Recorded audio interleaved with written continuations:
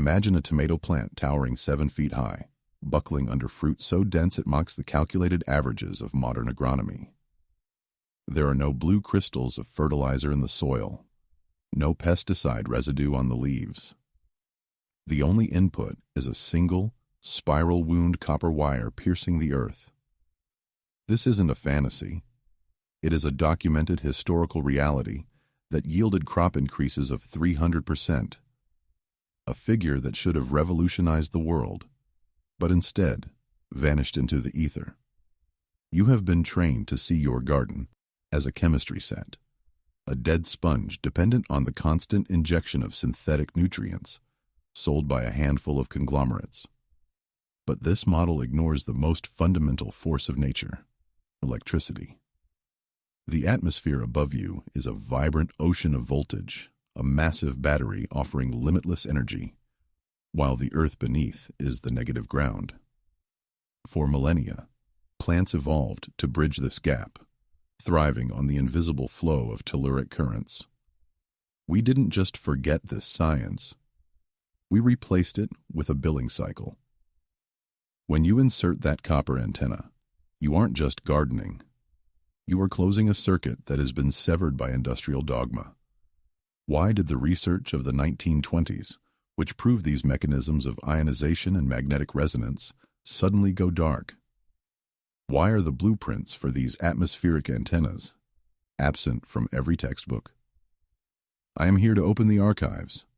I will show you how to harness the physics of the earth to render chemical fertilizers obsolete. The mechanism is not magic. It is raw, suppressed conductivity. The only question remains: are you brave enough to cut the cord to the industry and plug your soil back into the universe? To understand why this technology was buried, we must rewind the clock to France in the 1920s, a time when the boundaries between physics and agriculture were being rewritten by a man named Justin Christofleau. He was not a sorcerer, but a pragmatic engineer who understood that plants are essentially electrical conductors. In 1925, he filed patent number 5,90067, a document that should have been the cornerstone of modern farming, but is now merely a dusty footnote in the archives. Christofleau didn't just theorize, he built. His electromagnetic pterocelestial apparatus was a precise assembly of copper and zinc, designed to capture atmospheric electricity and channel it into the soil. The results were not marginal errors. They were statistical anomalies so massive they defied the biology of the era. Records verify oats growing to heights of 5 feet, potatoes free of blight without a single ounce of copper sulfate spray, and vineyards producing yields sweet enough to panic the established winemakers. So, why are you not using this device today? The answer lies not in the failure of the science, but in the success of a different industry. Following the First World War, the massive factories built to produce nitrates for explosives faced a crisis of irrelevance. They needed a new market, and they found it in the soil. The chemical giants realized that selling bags of synthetic nitrogen every single season was a far more lucrative business model than selling a farmer a permanent copper rod once. The narrative shifted. The rigorous electrophysiology of Christofleau was ridiculed as pseudoscience, drowned out by the aggressive marketing of the NPK, nitrogen, phosphorus, potassium doctrine. The potager électrique wasn't debunked. It was economically assassinated. We traded a system of infinite, free atmospheric resonance for a subscription model of chemical dependency, effectively erasing the knowledge that the earth itself was designed to power your harvest. Let's strip away the mysticism. What we are discussing here is not magic. It is fundamental geophysics, a field your biology textbooks conveniently ignored. To understand the power of the copper wire, you must accept a physical reality. You are living inside a massive battery. The surface of the Earth carries a negative charge, while the ionosphere above us is positively charged. The space in between, where your plants are struggling to grow, is the dielectric of a giant capacitor holding an incredible potential difference. The measurements do not lie. On average, for every meter you rise from the ground, the electrical potential increases by about 100 volts. This means the tip of a 2-meter cornstalk is interacting with a potential 200 volts higher than its roots. In a pristine environment, plants act as weak biological antennas, bridging this gap to drive their metabolic functions. But in our modern context, the soil has been insulated by crusts of chemical salts and deadened by compaction, severing this natural flow. This is where the copper wire enters the equation. Copper is not just a metal. In this specific configuration, it is a superconductor for atmospheric energy. When you drive a spiral wound copper antenna into the ground, you are not decorating your garden. You are installing a lightning rod for life force. You are creating a path of least resistance for atmospheric electricity to surge down into the rhizosphere, while simultaneously tapping into the telluric currents, the natural electric currents moving underground. You are manually closing the switch on a circuit that industrial agriculture turned off a century ago. You have been sold a lie that your soil is empty, that it is a barren wasteland requiring constant chemical injections to sustain life. The truth is, your soil is likely drowning in nutrients, but they are locked away in complex molecular bonds that your plants cannot break. When you insert that copper antenna, you are not adding fertilizer. You are turning your soil moisture into a weak electrolytic bath. This is high school chemistry applied to a biological crisis. The atmospheric current traveling down the wire hits the groundwater and triggers electrolysis, a process that instantly shatters these tough chemical bonds. Insoluble phosphorus and potassium, previously useless to the root system, are ionized, broken down into their most elemental charged states. Plants do not eat rocks, they drink ions. By electrifying the rhizosphere, you are essentially predigesting the minerals for the plant, making them 100% bioavailable without the salt burn of synthetic fertilizers. But the reaction goes deeper. This electrical stimulation mimics the energetic signature of a thunderstorm, a phenomenon known to boost plant growth. The microcurrents accelerate nitrogen fixation, pulling the 78% nitrogen abundance from the air and binding it to the soil particles. You are creating a localized, continuous lightning strike in your garden bed. While your neighbors are buying bags of blue crystals to force-feed their crops, your copper wire is simply using the laws of physics to unlock the buffet that has been sitting under their feet the entire time. Think of the sap in your plants not just as water, but as the blood of a living organism, carrying vital nutrients to every leaf and stem. In a standard, chemically treated garden, this flow is sluggish, fighting against gravity and poor osmotic pressure. But when you introduce the copper antenna, you are engaging a principle known as electroosmosis. By increasing the electrical potential between the soil and the atmosphere, you are essentially turning up the voltage on the plant's internal pump. The sap doesn't just flow, it surges. This accelerated circulation means nutrients are delivered at a rate that traditional biology deems impossible, explaining the explosive growth rates observed in electroculture. But the most disruptive effect, the one the pesticide companies fear most, happens at the cellular wall. Under the influence of this subtle electrical field, plants metabolize minerals more efficiently, leading to a measurable thickening of their cell walls. This is not just structural support, it is natural armor. A plant with robust, electrified cell walls is mechanically difficult for insects to puncture. Furthermore, pests are nature's garbage collectors. They are evolutionarily programmed to attack weak, energetic voids. An electrified plant vibrates with a frequency of health that renders it invisible, or even repulsive to aphids and beetles. You aren't just growing bigger crops. You are growing crops that fight back, rendering the entire aisle of garden poisons completely irrelevant. While Western agriculture remains shackled to the petrochemical drip, the East has quietly industrialized the invisible. We are not talking about a few potted plants in a basement anymore. We are looking at a massive, state-funded vindication of the physics we just discussed. In a comprehensive initiative that should be front-page news, China has deployed electroculture technology across 3,600 hectares of greenhouses. That is nearly 9,000 acres of electrified soil operating right now. This is not a backyard experiment. It is a direct challenge to the global fertilizer monopoly. The Chinese Academy of Agricultural Sciences didn't just tinker. They proved the concept on a continental scale.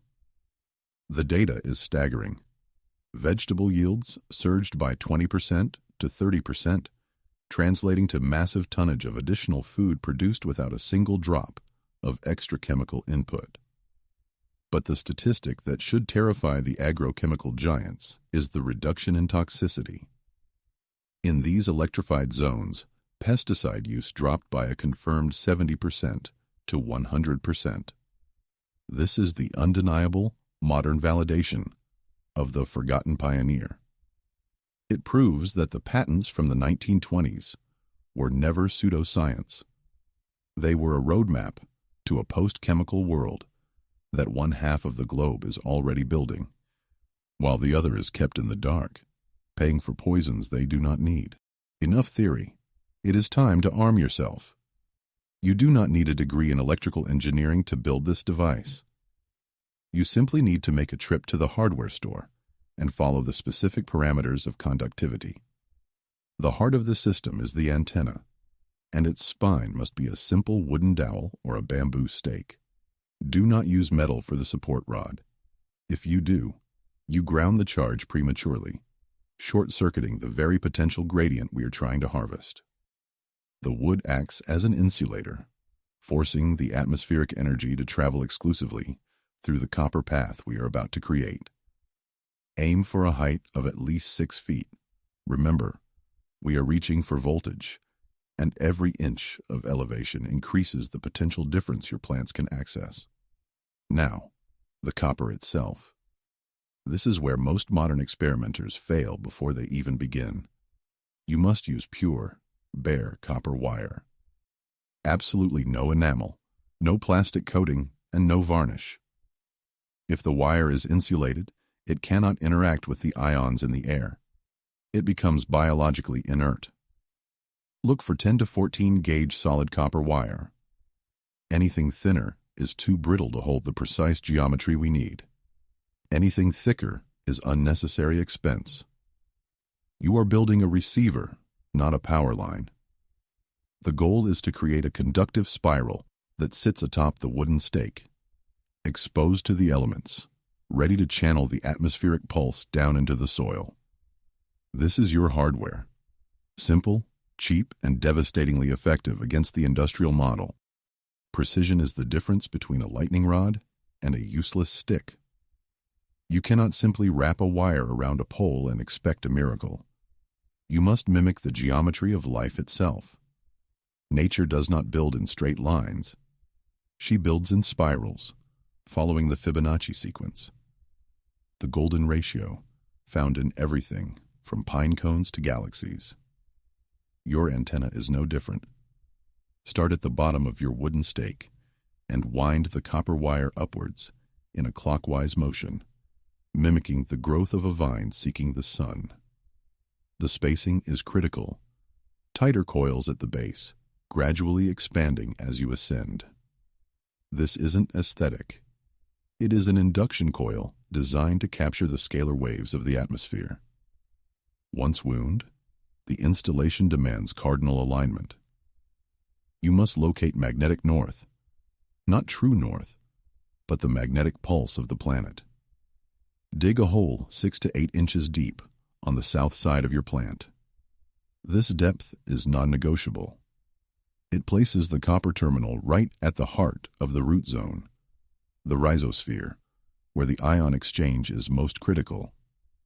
When you bury the wire, ensure the spiral is facing north, acting as a passive receiver for the Earth's magnetic flow. You are not just planting a stake. You are tuning an instrument. If the alignment is off, the signal is weak. If the geometry is precise, you are creating a localized vortex of energy that will pulse through the soil long after you have walked away. We must now advance from simple conductivity to the realm of resonance, the domain of Georges Lakhovsky. While Christoflo focused on the flow of electricity, Lakhovsky understood that every living cell is essentially a microscopic oscillating circuit. His breakthrough was the open ring oscillator, a concept so simple it insults the complexity of modern biotech. This is not a closed loop. It is a copper ring with a deliberate gap, creating a capacitor that tunes into the cosmic background radiation. When you place this open circuit around the base of a plant, you are not just conducting energy. You are creating a radio receiver for the specific frequency of life. The physics here is profound. Sick or dying plants often suffer from a cellular oscillation imbalance. Their internal frequency has dropped. The Lakhovsky coil acts as a master tuning fork. It captures the broad spectrum of cosmic waves and rebroadcasts a fundamental harmonic field directly into the plant's structure. The results on incurable tree cancers and withered saplings are not just recovery, they are resurrections. By simply placing a specifically diametered copper loop, ends overlapping but never touching, around a struggling crop, you induce a vibratory rate that forces the cells to remember their original, healthy function. You are essentially canceling out the static of environmental stress and bathing the plant in the pure, unadulterated signal of growth. When you finally plant these copper antennas, you are not just starting a garden. You are initiating a detoxification protocol for a landscape addicted to synthetic stimulants. Do not expect an instantaneous transformation if your soil has been saturated with NPK fertilizers for years. Much like a biological organism, the soil enters a withdrawal phase. Synthetic salts destroy the natural conductivity of the earth, creating a resistive barrier that the subtle atmospheric currents must first break through. In the first few weeks, you may see nothing, or perhaps a slight yellowing, as the plant's internal pump resets from chemical force feeding to autonomous electrical suction. This is the transition from a state of dependency to a state of sovereignty. You will witness the sweating out of residual salts as the increased electrical potential pushes these toxins deeper into the subsoil, away from the tender root zone. Observe the earthworms. They are the first to respond to the shift in telluric voltage, migrating toward the copper stakes where the soil is most vibrant and aerated. You are witnessing the return of the soil's immune system. By the second month, the signs of vitality, the deep, waxy luster of the leaves, and the structural rigidity of the stems will confirm that the addiction has been broken. You are no longer a customer purchasing life in a bag. You are a technician of the planetary grid, facilitating a return to a self-sustaining, electrified equilibrium. The investigation concludes not with a summary, but with a confrontation. You now possess a blueprint that bypasses a trillion-dollar industry, a simple copper spiral that renders the global logistics of synthetic nitrates and neurotoxic pesticides obsolete. This is the ultimate forbidden technology, because it cannot be metered, patented, or sold back to you in a plastic jug. The data from the 1920s and the modern 3,600-hectare validations in the East prove that the Earth is a self-sustaining energetic system designed to feed its inhabitants for free. The silence of the mainstream agricultural complex is not a lack of evidence. It is a defensive wall built to protect a subscription-based reality. You are standing at a crossroads of biological sovereignty. On one side lies the continued reliance on industrial chemistry, a path of rising costs, depleted soil, and systemic toxicity. On the other side is the path of the autonomous cultivator, one who understands that a 300% yield increase is a matter of physics, not a purchase order. By sticking that copper wire into the ground, you are performing an act of quiet rebellion. You are choosing the invisible resonance of the universe over the visible shackles of the corporation. The energy is already there, vibrating beneath your feet and pulsing above your head. The circuit is open. The only thing missing is your hand to close it.